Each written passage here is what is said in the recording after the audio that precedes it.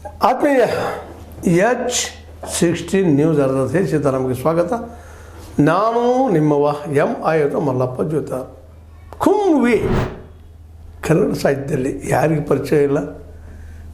ಲಂಕೇಶರೊಂದಿಗೆ, ಅವರ ಪತ್ರಿಕೆಯೊಂದಿಗೆ, ಅವರ ಮಗಳು ಗೌರಿ ಲಂಕೇಶರೊಂದಿಗೆ ಬೆಳೆದ ವೀರಭದ್ರಪ್ಪನವರು ಬಳ್ಳಾರಿ, ವಿಜಯಪುರ ಇನ್ನುಳಿದ ಕಡೆ ಅಥವಾ ಒಂದು ದಲಿತ ಸಾಹಿತ್ಯದಲ್ಲಿ ಆಗಿರ್ಬೋದು, ಬಿದ್ದವರ ಸಾಹಿತ್ಯದಲ್ಲಿ ಆಗಿರ್ಬೋದು, ಸ್ವತಃ ತಾವು ಅನೇಕ ಕೃತಿಗಳ ಮೂಲಕ, ಬಂಡಾಯದ ಮೂಲಕ, ಪ್ರತಿಭಟನೆ ಮೂಲಕ ಎಲ್ಲರಿಗೂ ಚಿರಪರಿಚಿತರು.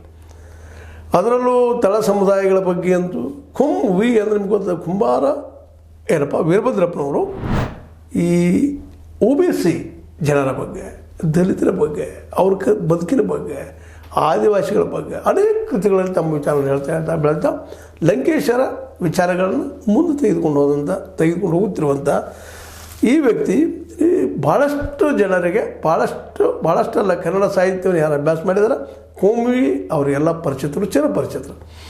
ಮತ್ತು ಅವರು ಬಳ್ಳಾರಿಯಲ್ಲಿ ನಡೆಯುತ್ತಿರುವಂಥ ಈ ಒಂದು ಸಾಹಿತ್ಯ ಸಮ್ಮೇಳನಕ್ಕೆ ಅಧ್ಯಕ್ಷರಾಗೋದಕ್ಕೆ ಸರ್ವ ರೀತಿಯಿಂದ ಯೋಗ್ಯಿದ್ದಂಥವ್ರು.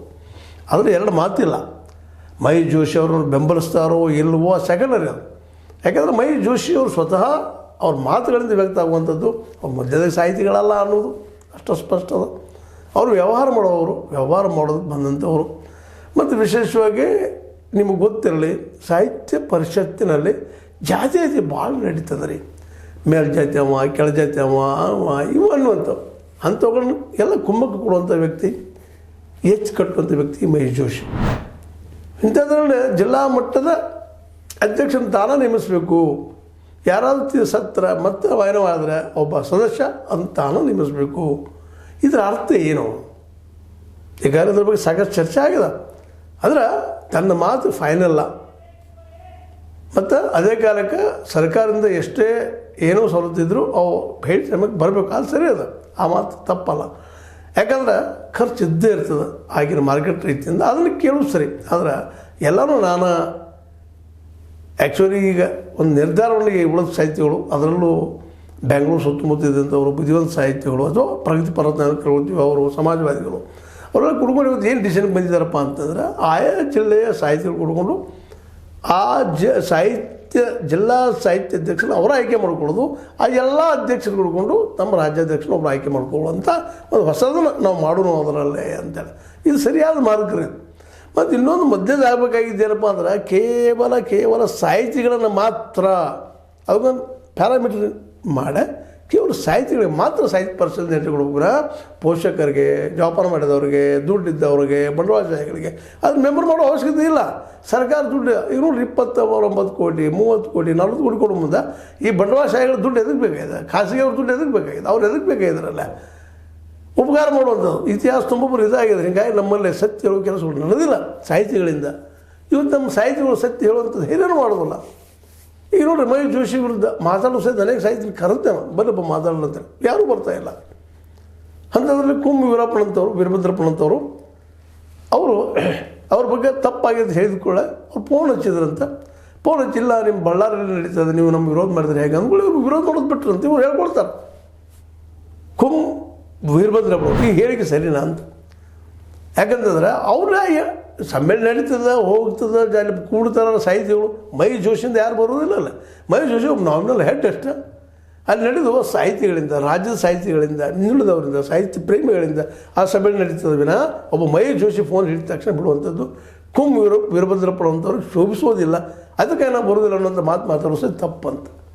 ನಾವು ಈ ಸಂದರ್ಭದಲ್ಲಿ ವೀರಭದ್ರಪ್ಪನವರು ಅತ್ಯಂತ ಪ್ರೀತಿಸುವ ವ್ಯಕ್ತಿಗಳು. ನಾವು ಈ ಮಾತನ್ನು ಹೇಳಲೇಬೇಕಾಗ್ತದೆ. ಅವ್ರ ಕೃತಿಗಳನ್ನು ಮ್ಯಾಕ್ಸಿಮಮ್ ಓದ್ದೇ ಹೋಗಿದ್ರು ಸಹಿತ ಲಂಕೇಶಲ್ಲಿ ಬರ್ತಿರೋಂಥ ಅವ್ರ ಕಥೆಗಳನ್ನು, ಇನ್ನುಳಿದಗಳನ್ನು ನೋಡಿದಾಗ ನಮಗೆ ಒಬ್ಬ ಸಮಾಜವಾದಿ, ಅದರಲ್ಲೂ ಮುಖ್ಯವಾಗಿ ಈ ಒಂದು OBC ನೆಲೆಯಲ್ಲೇ ಬಡವರ ನೆಲೆಯಲ್ಲಿ ಬಂದಂಥ ಈ ಲೇಖಕ ಈ ಸಂದರ್ಭದಲ್ಲ ಇಂಥ ಮಾತಿಗೆ ಅವರು ತಪ್ಪು ಅಂತ ಹೇಳಿಕ್ಕೆ ಏನಾಗಿದೆ ಇವ್ರಿಗೆ? ಸಾಹಿತ್ಯವನ್ನು ನಿರ್ಬಿಡೆ ಸತ್ಯ ಹೇಳುವಂಥವ್ರು ನಾವು ವಾದ ಮಾಡ್ತಾ ಇರ್ತೀವಿ. ಆದರೆ ಇವತ್ತಿನ ಮ್ಯಾಕ್ಸಿಮಮ್ ಸಾಹಿತ್ಯಗಳು ಈ ರೀತಿ ಮಾತಾಡಿದಾಗ ಸಹಜವಾಗಿ ಮಹೇಶ್ ಜೋಶಿ ಅಂತವ್ರಿಗೆ ಅವಕಾಶ ಸಿಕ್ಕಿಬಿಡ್ತಾವೆ. ಆ್ಯಕ್ಚುಲಿ ಆ ಮನುಷ್ಯ ಆ ಪೋಸ್ಟಿಗೆ ಒಂದು ಮಾತ್ರ ಹೇಳೋದಪ್ಪ ಅಂದ್ರೆ ಅಯೋಗ್ಯ ಮನುಷ್ಯಪ್ಪ ಅಂತ. ಇಂಥವ್ರು ಭಾಳ ಮಂದಿ ಹೋಗಿದ್ದಾರೆ, ಒಬ್ಬರಲ್ಲ. ಸಾಹಿತ್ಯ ಬಗ್ಗೆ ಗಂಧಗಳಿಲ್ಲದಂಥವ್ರು ಬಂದು ಸಾಹಿತ್ಯ ಸಮ್ಮೇಳನದ ಇವೆಲ್ಲ ಸಾಹಿತ್ಯ ಸಮ್ಮೇಳನದಷ್ಟೇ ಅಲ್ಲ, ಈ ಸಾಹಿತ್ಯ ಪರಿಷತ್ ಅಧ್ಯಕ್ಷರಾಗಿ ಅಧ್ವಾನಗಳನ್ನ ಮಾಡಿಟ್ಟು ಹೋಗಿದ್ದಾರೆ. ಹೀಗಾಗಿ ನಿಜವಾದ ಬರಹಗಾರರಿಗೆ ಇಲ್ಲಿ ಬೆಲೆ ಇಲ್ಲೇನೋ ಅನ್ನುವಂಥ ಪರಿಸ್ಥಿತಿ ಇವತ್ತು ಕನ್ನಡ ಸಾಹಿತ್ಯದಲ್ಲಿ ಆಗ್ಯದ. ಹೀಗಾಗಿ ಕೊಂಡು ಓದುಗರೇ ಇಲ್ಲಲ್ಲೇ, ಕೊಂಡು ಓದುಗರು ಬರಬೇಕಾದ್ರೆ ವೀರಭದ್ರಪ್ಪನಂಥವ್ರು ಬರಹಗಾರ ಬರಬೇಕಾಗ್ತದೆ. ಸಹಜವಾಗಿ ಅವರು ಕೊಂಡು ಓದಂಥ ಪ್ರವೃತ್ತಿ ಇದ್ದಾವೆ, ಜನ ಕೊಡ್ತಾ ಇದ್ದಾರೆ, ಕೊಂಡು ಓದ್ತಾ ಇದ್ದಾರೆ. ಇದಕ್ಕೆ ಕಾರಣದವ್ರು ಘಟಿಸದ, ಅದಕ್ಕಾಗಿ ತಮ್ಮ ಜೀವನವನ್ನು ಮುಡಿಪಾಗಿಟ್ಟಾರೆ. ಅಂಥವ್ರು ಇವತ್ತು ಮಹೇಶ್ ಜೋಶಿ ಅಂಥವ್ರ ಬಗ್ಗೆ ಅವ್ರು ತಪ್ಪಾಗಿದೆ ಅಂತ ಹೇಳ್ಬೇಕು, ಇಲ್ಲ ಅವ್ರು ಸರಿ ಇದ್ದಾರಪ್ಪ ಅಂತ ಸರಿ ಇದ್ದಾನೆ ಅಂತ ಹೇಳ್ಬೇಕು. ಎರಡೂ ಇಲ್ಲಾಂದ್ರೆ ಏನಿದ್ದಾರೆ ಮೃದಂಗಮ್ಮ ಎರಡೂ ಕಡೆ. ನಾವು ಈ ಸಂದರ್ಭದಲ್ಲಿ ಇದನ್ನು ನೆನಪಿಸ್ಬೇಕಾಗ್ತದೆ.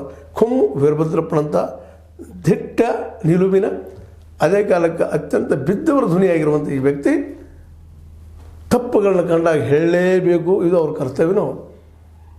ಹಾಗೆ ಬಳ್ಳಾರಿ ನಡೆದ್ರಿ, ಭಾಳ ನಡೀತದ್ರಿ ಅದು. ಮಹೇಶ್ ಜೋಶಿ ಇದ್ರೂ ನಡೀತದೆ, ಇದ್ರಿಗೂ ನಡೀತದೆ. ಸಾಹಿತ್ಯ ಪರಿಷತ್ ಜಾತ್ರೆ ಲಂಕೇಶ್ ವಿರೋಧ ಮಾಡಿದರು, ಚಂಪಾ ಅವರು ವಿರೋಧ ಮಾಡಿದರು ಸಹಿತ ಮುಂದುವರೆದ ಹೋಗ್ಯದ. ಬಂಡಾಯ ಸಾಹಿತಿಗಳು ನೀವು ಒಬ್ರು ಗುರುತಿಸ್ಕೊಂಡಂಥವ್ರು, ನೀವು ವಿರೋಧ ಮಾಡಿದಿರಿ, ಅದು ನಡೀಲಿಲ್ಲ. ಕಡೆಗೆ ಚಂಪಾ ಅವರದಕ್ಕೆ ಡೊಕ್ಕಿ ಹೋಗಿಬಿಟ್ರು ಸಾಹಿತ್ಯ ಪರಿಷತ್ತಿಗೆ. ಇವೆಲ್ಲ ನಡೆದಂಥ ಇತಿಹಾಸ ನಡೆದಂಥ ಘಟನೆಗಳು. ಇವತ್ತು ಮಹೇಶ್ ಜೋಶಿ ಅನ್ನುವಂಥ ಒಬ್ಬ ವ್ಯಕ್ತಿ ಇಡೀ ಸಾಹಿತ್ಯ ಪರಿಷತ್ತನ್ನು ಅಂಡರಲ್ಲಿ ತೆಗೆದುಕೊಂಡು ಹೋಗ್ಬೇಕು ಅನ್ನುವಂಥ ದುಷ್ಟು ವಿಚಾರ ಮಾಡಿದಾಗ ನಾವು ಖಂಡಿಸ್ಬೇಕಾಗ್ತದೆ, ವಿರೋಧಿಸ್ಬೇಕಾಗ್ತದೆ. ಯಾಕೆಂದ್ರೆ ಪ್ರಜಾಪ್ರಭುತ್ವ ಉಳಿಬೇಕಾಗ್ತದೆ. ಸಾಹಿತ್ಯ ಇದು ಪ್ರಜಾಪ್ರಭುತ್ವ ರೀ. ಇಲ್ಲೇ ಈ ಸಾಹಿತ್ಯ ಓದಾವನು ಸಹೃದಯನು ಜೊತೆಗೆ ಕವಿನು ಅಥವಾ ಲೇಖಕನು ಇವರಿಬ್ಬರು ಒಂದಾದಾಗ, ಇಬ್ಬರು ಸಮಾನವಾಗಿ ಅದು ನೋಡಿದಾಗ ಮಾತ್ರ ಸಾಹಿತ್ಯ ಉಳಿಲಿಕ್ಕೆ ಸಾಧ್ಯ ಅದ. ಇಲ್ಲ ನಮ್ಮ ಇತಿಹಾಸದಲ್ಲಿ ನಿಮಗೆ ಗೊತ್ತದ, ಬಸವಲಿಂಗಪ್ಪನವ್ರು ಹಿಂದೆ ಹೇಳಿದರು ಭೂಸ ಸಾಹಿತ್ಯ ಕನ್ನಡದಂತೇಳಿ. ಯಾಕೆ ಹೇಳಿದರು ಗಮನಿಸ್ಬೇಕಾಗಿತ್ತು ನಾವು. ಹಿಂದೆ ಬಂದ ಪಂಪ್ ಇರಲಿ, ರನ್ ಇರಲಿ, ಹೊನ್ ಇರಲಿ, ಪೊನ್ ಇರಲಿ, ಯಾರೂ ಇರಲಿ, ರಾಜಾಸರಲ್ಲಿ ಬೆಳೆದವರು, ರಾಜನ ದೇವ್ರನ್ನ ಮಾಡಿದವರು. ವಿಕ್ರಮಾರ್ಜುನ ವಿಷಯ ಏನು ರೀ ಅದು?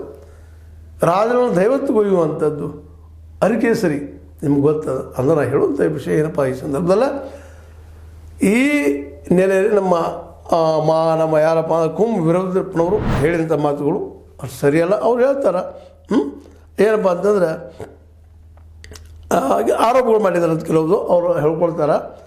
ಬಳ್ಳಾರಿಯಲ್ಲಿ ನಡೆಯುವ ಅಖಿಲ ಭಾರತ ಕನ್ನಡ ಸಾಹಿತ್ಯ ಸಮ್ಮೇಳನ ಸರ್ವಾಧ್ಯಕ್ಷನಾಗಿ ಆಯ್ಕೆ ಮಾಡಿದರೂ ನಾನು ಒಪ್ಪುವುದಿಲ್ಲ, ಅದರ ಆಸೆ ನನಗಿಲ್ಲ. ಈ ಮಾತು ಹೇಳಿದ್ರು ಅಡ್ಡಿ ಇಲ್ಲ, ಒಬ್ಬ ಸಾಹಿತ್ಯವಾಗಿ ಮಾತು ಹೇಳಿದ್ರು ಭಾಳ ಅರ್ಥಪೂರ್ಣದ.